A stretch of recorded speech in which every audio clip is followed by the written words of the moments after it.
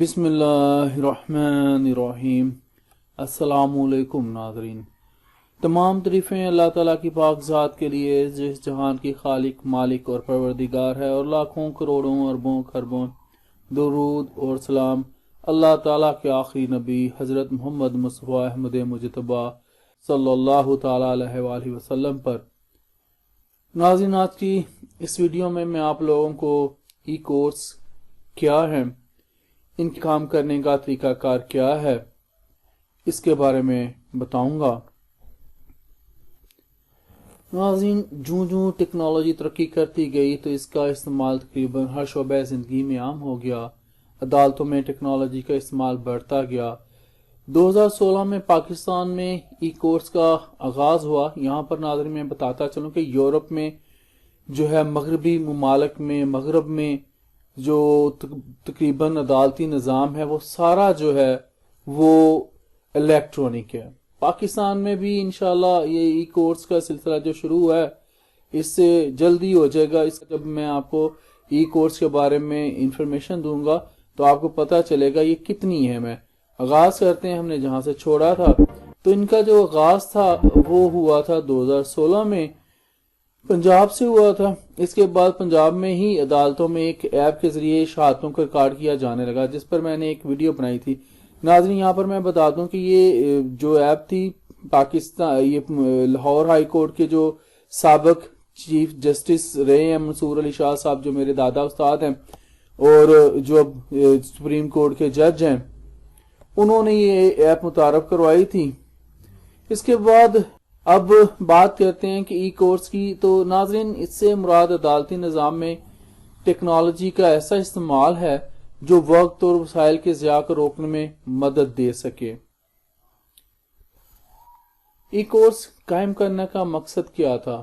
اسی نظام کے تحت وہ مقدمات جن میں گواہان بیرون ملک جا چکے ہوں، یا کسی ملزم یا گواہ کی جان کو شدید خطرہ ہو، یا پھر عدالتی کارروائی ویسے ہی آپ کو پتہ ہے سال ہر سال سے مختلف وجوہات کی بنا پر تاخیر کا شکار ہو یا رہتی ہے، ایسے کئی مقدمات میں عدالتی نظام ویڈیو لنک کے ذریعے کرنا اس نظام کا جو تھا وہ بنیادی مقصد تھا۔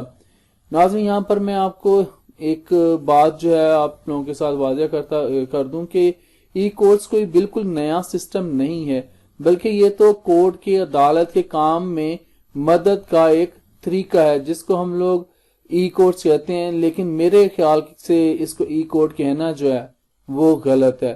یہ تو ایک طریقہ کار ہے، عدالت کا ایک مددگار ہے، ہیلپر ہے۔ یہ جو طریقہ کار ہے، جدید جو ٹیکنالوجی کا استعمال ہے، ویڈیو لنک کا جو استعمال ہوتا ہے کورس میں۔ ناظرین، اگر پورے پاکستان میں ای کورس سسٹم باقاعدہ طور پر اپنا لیا گیا تو عدلیہ کی کارکردگی بہت تیز رفتار ہو جائے گی، مالی وسائل اور وقت کی بچت ممکن ہو جائے گی، اور مجموعی طور پر لوگوں کو انصاف مل سکے گا۔ ویڈیو لنک کے ذریعے گواہوں کے بیانات ریکارڈ کرنے کا مقصد زیر التوا مقدمات کو جلد از جلد نپٹانا ہوتا ہے۔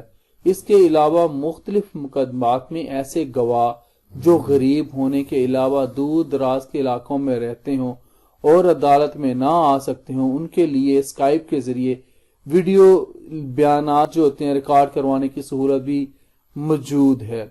دوسری بات یہ کہ ریپ اور دہشت گردی جیسے حساس مقدمات میں ملزمان کا عدالتوں میں لایا جانا بہت پرخطر ہوتا ہے، تو ایسے مقدمات میں بھی جو ہوتا ہے ملزمان کے بیانات اسکائپ کے ذریعے جیل ہی سے ریکارڈ کیے جا سکتے ہیں، بلکہ کیے جاتے ہیں۔ ای کورس میں شہادت ریکارڈ کرنے کا کیا طریقہ کار ہے؟ ناظرین، یہاں پر بتا دوں میں آپ کو کہ ای کورٹ میں بیانات بذریعہ اسکائپ شہادت ریکارڈ کیے جاتے ہیں، جس کے لیے باقاعدہ درخواست دی جاتی ہے۔ یہاں پر میں آپ کو ایک بڑی اہم بات بتا دوں کہ درخواست میں اس شخص کی اسکائپ آئی ڈی ضرور لکھی جاتی ہے جس کا بیان ریکارڈ کرانا ہو، اور درخواست منظور ہونے کے بعد عدالت اس شخص کا بیان ریکارڈ کرتی ہے اور دوسری پارٹی کے وکیل کو اجرا کرنے کا بھی حق ہوتا ہے۔ ناظرین، اس پر بہت ساری باتیں تھیں جو میں کرنا چاہتا تھا، لیکن کیونکہ ویڈیو مختصر جو ہوتی ہے وہ آپ لوگوں کو ذرا زیادہ فائدہ دیتی ہے، کام کی بات غالباً مختصر ہو تو بہتر ہوتی ہیں میرے مطابق. تو مجھے اب اجازت دیجیے. انشاءاللہ آپ کے ساتھ پھر اگلی ویڈیوز میں ملاقات ہوگی. آپ سے میں یہاں پر یہ کہنا چاہوں گا جو لوگ میرے چینل پہ پہلی دفعہ آئے ہیں تو ان سے میری گزارش ہے کہ اس چینل کو سبسکرائب کر دیں. انشاءاللہ پھر اگلی ویڈیوز میں ملاقات ہوگی. اجازت دیجیے.